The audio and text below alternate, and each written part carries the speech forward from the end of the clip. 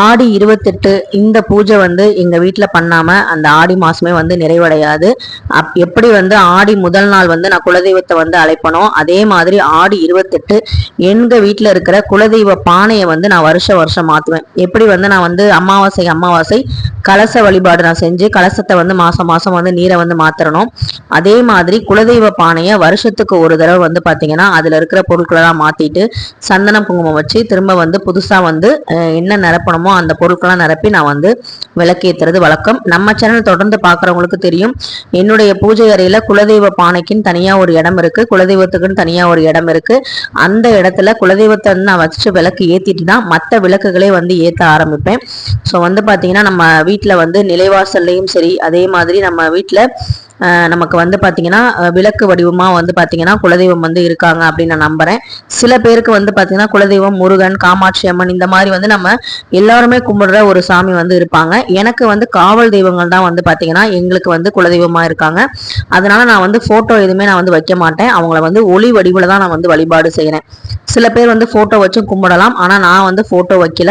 எனக்கு வந்து பாத்தீங்கன்னா அந்த குலதெய்வத்தை நான் கோவிலுக்கு போய் அவங்கள வந்து பாத்தீங்கன்னா நம்ம முன்னோர்கள் வாழ்ந்ததான் இடம் தான் அந்த குலதெய்வமே, குலதெய்வ கோயிலே. அங்க போய் வந்து அவங்கள நேர்ல வந்து எப்ப பார்ப்போம், எப்படி வந்து இருப்பாங்க, எந்த அலங்காரத்துல இருப்பாங்கன்னு பாக்குறதுக்கு ஒரு ஆவலா இருக்கும்.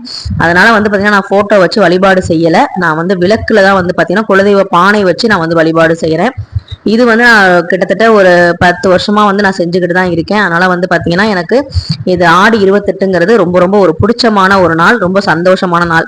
ஆடி முதல் நாள் எப்படி நான் குலதெய்வத்தை அழைக்கிறனோ அதே மாதிரி ஆடி 28 வந்து பாத்தீங்கன்னா குலதெய்வத்தை அழைச்சுதான் நான் வந்து அந்த ஆடி மாசத்தை வந்து நிறைவு செய்யறது வழக்கம். ஸோ வந்து பாத்தீங்கன்னா நிலைவாசல்ல தான் நமக்கு வந்து குலதெய்வம் வந்து வாசம் செய்யறாங்க அப்படின்னு சொல்லுவாங்க. அதனால நம்ம எப்பவுமே வெள்ளிக்கிழமையில சுக்கரஹோரையில நம்ம மஞ்சள் குங்குமம் வச்சு நிலைவாசல்ல பூக்கள் போட்டு வழிபடுறதுங்கிறது மகாலட்சுமி தாயோட அருளும் குலதெய்வத்தோட அருளும் சுக்கிர பகவான் அருளும் நமக்கு வந்து பெற்றுத்தரும். குலதெய்வத்தோட அருள் இருந்தாலே நமக்கு எல்லா செல்வங்களும் எல்லா வளங்களும் நம்ம வீட்டுல சந்தோஷம் சுபிக்ஷம் எல்லா பூஜைகளும் வந்து பாத்தீங்கன்னா தடையில்லாம நடக்கும். ஸோ வந்து பாத்தீங்கன்னா மற்ற மகாலட்சுமி தாயாருக்கு மற்ற விசேஷங்கள்லாம் பாதம் வரையும், ஆனா குலதெய்வத்துக்கு வந்து நான் பாத்தீங்கன்னா மஞ்சள் வச்சு பொட்டு வச்சாலே போதும், குலதெய்வம் வந்து நம்ம வீட்டுக்கு வாசம் செய்யறாங்க அப்படிங்கிறதுக்காக நான் வந்து இந்த விஷயங்கள் வந்து பண்றேன். இந்த மாதிரிதான் நீங்க பண்ணணும் அப்படிங்கிற எந்த ஒரு அவசியமும் இல்லை. நான் வந்து பாத்தீங்கன்னா எப்பவுமே குலதெய்வம் கோயிலுக்கு போறதுக்கு முன்னாடி அந்த குலதெய்வ பானையை மாத்திட்டு வீட்டுல வந்து நான் அவங்களுக்கு நெய்வேத்தியம் எல்லாம் வச்சுட்டு அதுக்கப்புறம் தான் வந்து நான் கோவிலுக்கே வந்து கிளம்புவேன். இது என்னுடைய பழக்கம். உங்களுக்கும் இந்த மாதிரி வந்து ஏதாவது ஸ்பெஷலா ஒரு பழக்கம் இருக்கு குலதெய்வத்துக்கு வழிபாடு செய்யறது அப்படின்னா தயவு செய்து கமெண்ட்ல சொல்லுங்க, நானும் வந்து தெரிஞ்சுக்கிறேன். இதுதான் வந்து குலதெய்வ பானை. இந்த பானை வந்து எதுவுமே டேமேஜ் ஆகல, அதனால இந்த வருஷமும் நான் இந்த பானையை தான் நான் யூஸ் பண்றேன். இவங்களுக்கு வந்து பாத்தீங்கன்னா சந்தனம் மஞ்சள் கலந்து பச்சை கற்பூரம் கலந்து நான் வந்து பானை ஃபுல்லா பூசிட்டு பொட்டுலாம் வந்து வச்சுட்டேன்.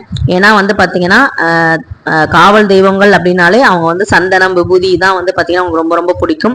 அது மட்டும் இல்லாம எங்க குலதெய்வம் வந்து பாத்தீங்கன்னா ஆண் பெண் இருவரும் சேர்ந்துதான் இருப்பாங்க. ஸோ அதனால வந்து பாத்தீங்கன்னா ஒரு தம்பதியா தான் இருக்கிறனால நான் வந்து பொட்டு வச்சு அவங்களுக்கு வந்து அலங்காரமும் பண்ணுவேன். ஸோ இந்த குலதெய்வத்துல வந்து இந்த பானையில அவங்க எங்களோட குலதெய்வத்தை வந்து நான் ஆவாகனம் செய்யறேன். எப்பவுமே வந்து பாத்தீங்கன்னா நான் வந்து தவிடு தான் வந்து யூஸ் பண்ணுவேன். சில பேர் வந்து பச்சரிசி வந்து யூஸ் பண்ணலாம். நான் வந்து பாத்தீங்கன்னா இந்த வருஷம் வந்து வேற ஒரு பொருள் தான் வந்து யூஸ் பண்ணியிருந்தேன். அதை வந்து நான் அந்த பானையில போடும்போதே நல்லா வந்து வேண்டிக்கிட்டேன். இதுக்கு முன்னாடி வந்து பானையில வந்து நான் தவிடும் அந்த முடிச்சு வச்சிருந்த 11 ரூபா காயினையும் எடுத்து இந்த வருஷம் நான் கோயிலுக்கு போகும்போது அதை வந்து நான் உண்டியல்ல வந்து நான் வந்து மாத்திருவேன். இது வந்து உண்டியல்ல வந்து போட்டுருவேன். இது வந்து பாத்தீங்கன்னா இந்த வருஷத்துக்கு நான் வந்து ஆடி 28க்கு நான் வந்து காயின் வந்து முடிஞ்சு வச்சிருக்கேன். நல்லபடியா வந்து பாத்தீங்கன்னா நமக்கு வந்து எல்லாமே நல்லபடியா நடக்கணும் குலதெய்வத்தோட அருளோட அப்படின்னு சொல்லிட்டு வருஷத்துக்கு ஒரு தடவை இந்த மாதிரி வந்து 11 ரூபாய் காயின் வந்து முடிஞ்சு வச்சிருப்பேன். இந்த காயின் இந்த எலுமிச்சம்பழம் அந்த குலதெய்வத்தோட மண்ணு அந்த குலதெய்வ பானை அந்த விளக்கு இதுதான் வந்து பாத்தீங்கன்னா எனக்கு வந்து பாத்தீங்கன்னா எனக்கு ஒரு பாதுகாப்பு கவசம் மாதிரி இருக்கும். நான் வந்து புகுந்த வீட்டுக்கு கல்யாணம் பண்ணி வரும்போது என் கணவர் முதல்ல எனக்கு கூட்டிட்டு போன இடம் அப்படின்னா அது குலதெய்வ கோவில் தான். அந்த கோவில்ல நான் வந்து பாத்தீங்கன்னா அப்ப பார்த்த உடனே அவங்கள வந்து என் சொந்தமா ஆக்கிக்கிட்டேன். கடவுளா பார்க்கல, சொந்தமா தான் பார்த்தேன். அவங்களும் என்னை வந்து பாத்தீங்கன்னா ஒரு பேத்தியா தான் வந்து இன்ன வரைக்கும் பாக்குறாங்கன்னு நான் உணர்றேன். ஸோ வந்து பாத்தீங்கன்னா இந்த குலதெய்வ பானையில நான் வந்து பாத்தீங்கன்னா நெல்மணியை தான் வந்து போட்டேன். இந்த நெல் எப்படி நல்லா விளைஞ்சு வருமோ அதே மாதிரி அந்த கலச கோபுரத்துல வந்து பாத்தீங்கன்னா நெல் வந்து தானியங்கள்லாம் வச்சிருப்பாங்க இல்லையா, அந்த மாதிரி நீங்களும் வந்து வருஷம் இந்த 12 மாசமும் எங்க கூட இருந்து நல்லபடியா அடுத்த வருஷமும் நான் உங்க கோயிலுக்கு வரணும். நல்லபடியா வந்து எங்க வீட்டுல நல்ல நல்ல விஷயங்கள் நடக்கணும், பூஜைகள் எதுவுமே தடையில்லாம நடக்கணும். இதுக்கு வந்து உங்க அருள் வந்து பரிபூர்ணமா என்னென்னைக்கும் இருக்கணும் அப்படின்னு சொல்லிட்டு நெல்மணியை வந்து போட்டுட்டு அதுல மஞ்சள், குங்குமம், விபூதி இது மூணுமே வந்து போட்டு நல்லபடியா வந்து நான் வந்து பானையை வந்து குலதெய்வ பானையை ரெடி பண்ணிட்டேன். அதுல வந்து பூ வச்சுட்டு அதுக்கப்புறம் நான் முடிஞ்சு வச்ச 11 ரூபா காயின் இதை வந்து நான் எப்பவுமே எடுக்க மாட்டேன். வருஷத்துக்கு அந்த ஆடி 28 அடுத்த ஆடி 28க்கு தான் வந்து பாத்தீங்கன்னா நான் வந்து எடுப்பேன். ஸோ வந்து பார்த்தீங்கன்னா இது அப்படியே தான் இருக்கும். இது மேலே வந்து ஒரு மூடி வந்து போட்டு அது மேலே வந்து பார்த்தீங்கன்னா ஒரு அகல் விளக்கு வந்து ஏற்றுவேன். இதுதான் வந்து என்னுடைய குலதெய்வ பானை, குலதெய்வ விளக்கு. இந்த விளக்கு மூலமா தான் நான் வந்து பாத்தீங்கன்னா என்னுடைய குலதெய்வத்தை நான் வந்து வழிபட்டுக்கிட்டு இருக்கேன். அவங்களுக்கு வந்து வஸ்திரம் வந்து போட்டு விட்டு அதுக்கப்புறம் வந்து அலங்காரத்துக்காக ஒரு நெக்லஸ் வந்து போட்டு விட்டுருந்தேன். நம்ம சேனல் பார்க்குறவங்க எல்லாத்துக்குமே தெரியும், நான் வந்து எந்த ஒரு ஆன்மீக பதிவு போட்டாலும் அதுல வந்து குலதெய்வம்ங்கிற வார்த்தை வராம அந்த வீடியோ பதிவே வந்து நிறைவடையாது. அப்படி வந்து எனக்கு குலதெய்வத்தை வந்து நான் கெட்டியா வந்து பிடிச்சிக்கிட்டேன். அவங்க பண்ற நல்லது எல்லாமே வந்து நமக்கு உணர முடியும். மயிலிலையில வந்து உயிர் தப்புனவங்களுக்கு தான் தெரியும் குலதெய்வத்தோட அருள் எப்படி அப்படின்னு. அந்த மாதிரி விஷயங்கள்லாம் நிறைய நடந்திருக்கு. ஸோ அதனால எப்பவுமே வந்து பாத்தீங்கன்னா நான் வந்து நன்றி வந்து மறக்க மாட்டேன். எனக்கு வந்து அவங்க கையை வந்து கெட்டியா வந்து நான் பிடிச்சிக்கிட்டேன். எப்பயுமே நான் விட மாட்டேன். அவங்க வந்து நான் வந்து அவங்க கையை பிடிச்சிக்கிட்டேன்னு சொல்றதை விட நான் என்ன வந்து அவங்க பிடிச்சிக்கிட்டாங்க அப்படின்னு தான் நான் சொல்லணும். ஸோ ரொம்ப ரொம்ப சந்தோஷமா அப்பப்போ வந்து முனி தாத்தா கனவுல எல்லாம் வந்து வயசான தோற்றத்துல வந்து எனக்கு காட்சி கொடுப்பாரு. இன்னைக்கு வந்து பாத்தீங்கன்னா நான் வந்து அதாவது ஆடி 28 அன்னைக்கு நான் வந்து அச்சு வெள்ள தீபம் வந்து ஏத்தினேன். ஏன்னா குலதெய்வத்துக்கு வந்து பாத்தீங்கன்னா நம்ம வெள்ளம் தானே கொடுப்போம். அதனால வந்து பாத்தீங்கன்னா இந்த அச்சு வெள்ள தீபம்ங்கிறது நம்ம விநாயக பெருமானுக்கும் ஏத்தலாம், படிப்பு நல்லா வரும் அப்படின்னு சொல்லுவாங்க.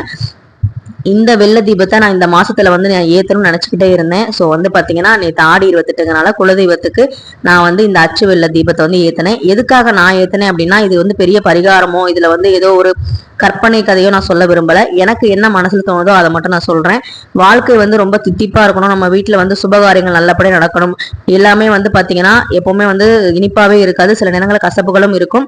அந்த நேரத்துல எனக்கு வந்து இந்த வெள்ளம் போல நீ ஏதாவது ஒரு இனிப்பு கட்டியை வந்து கொடுக்கணும், கஷ்டம் வரும்போதும் அதை வந்து தொடச்சி எனக்கு வந்து அந்த செய்தியை வந்து இனிப்பா நீ மாத்தணும் அப்படிங்கிறதுக்காக வேண்டிக்கிட்டு எனக்கு தெரிஞ்சதை நான் வந்து பண்ணியிருக்கேன். எப்படி நம்ம மாவிளக்கு போடுவோமோ அதே மாதிரி அச்சு வெள்ள தீபம் வந்து ஏற்றணும்னு நினைச்சுக்கிட்டே இருந்தேன். அதையும் வந்து ஏத்திட்டேன். குழந்தை படிப்புக்காகவும் வந்து பாத்தீங்கன்னா சேர்த்து தான் வேண்டியிருந்தேன். அதுக்கப்புறம் வந்து சக்கரை பொங்கல் வந்து வச்சிருந்தேன். குலதெய்வம் அப்படின்னாலே நம்ம வந்து பானையில வச்சு சக்கரை பொங்கல் வைக்கிறதுங்கிறது ரொம்ப ரொம்ப நல்லது.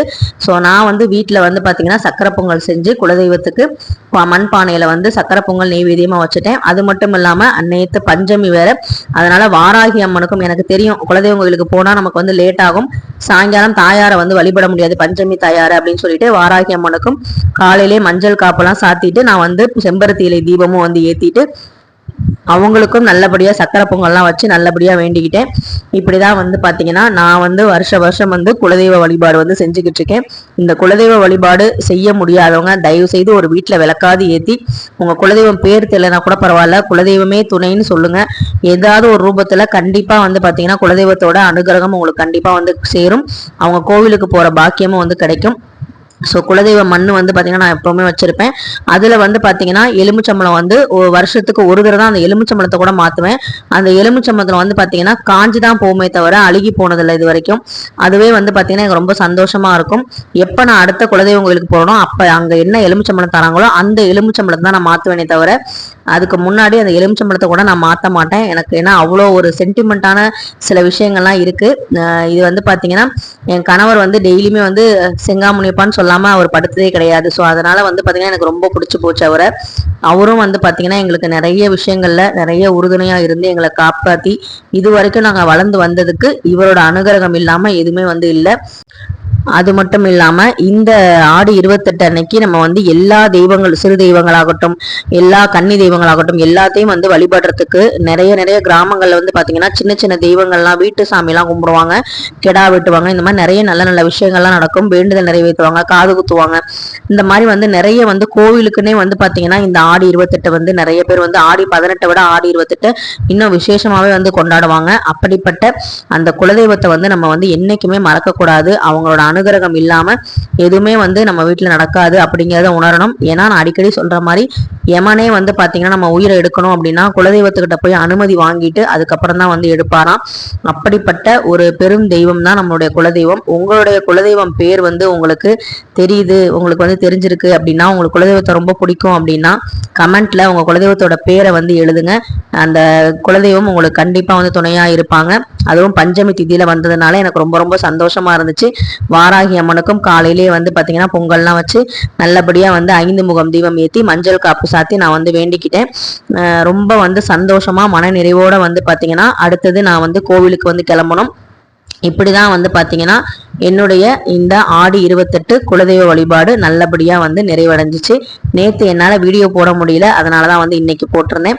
ஸோ வந்து பாத்தீங்கன்னா எல்லாம் சந்தோஷமா வந்து பாத்தீங்கன்னா நாங்கள் வந்து சாமியெல்லாம் கும்பிட்டுட்டு அடுத்து கோவிலுக்கு போறதுக்காக ரெடி ஆயாச்சு. யோகி வந்து ஸ்கூல் லீவ் போட மாட்டேன் அப்படின்னு சொன்னா, வருஷத்துல ஒரு நாள் போறதுனால ஒன்றும் இல்லை, அதனால ஒரு நாள் படிக்காட்டியும் பரவாயில்ல, நீ கோவிலுக்கு வந்து நம்ம குலசாமியை வந்து பாரு, நம்ம முன்னோர்கள் இருக்கிற இடத்த வந்து பாரு அப்படின்னு சொன்னேன்.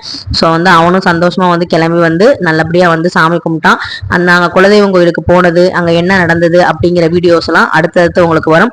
நம்ம சேனல் உங்களுக்கு பிடிச்சிருந்தா கண்டிப்பாக லைக் பண்ணுங்க, ஷேர் பண்ணுங்க, மறக்காம சப்ஸ்கிரைப் பண்ணுங்க. உங்களுடைய குலதெய்வத்தையும் நல்லபடியாக கெட்டியாக பிடிச்சுங்க. உங்கள் குலதெய்வம் உங்களுக்கு என்றைக்குமே துணையாக இருப்பாங்க. நெக்ஸ்ட் வீடியோவில் பார்க்கலாம். நன்றி, வணக்கம்.